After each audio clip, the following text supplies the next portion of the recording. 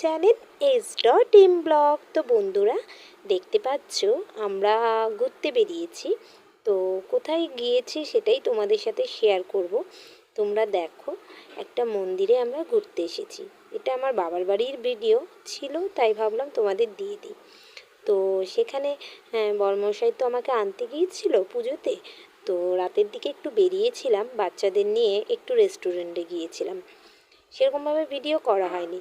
তো মন্দিরটা এর আগে তোমাদের সাথে শেয়ার করেছি, অনেক পেছনের ব্লগগুলো যখন দেখবে দেখতে পাবে। বাট আজ সেদিনকার গিয়েছিলাম, ভাবলাম তোমাদের আর একবার দেখিয়ে দিই। তো বাবানকে নিয়ে গেছিলাম, আর বরমশাই দেখো উঠছে।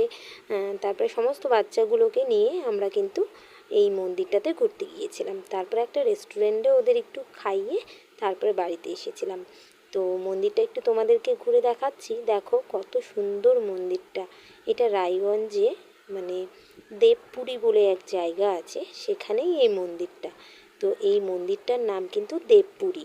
তো এখানে মহাদেবের মন্দির, কালী মন্দির, আর বাচ্চাদের অনেক অনেক কার্টুন মানে সাজানো আছে, দেখতেই পাচ্ছ। তো মন্দিরটা খুব সুন্দর, তাই ভাবলাম তোমাদেরকে আর একবার ভিডিও করে দেখিয়ে দিই। তো এটা আমার বাবার বাড়িতে থাকাকালীন ভিডিও কিন্তু।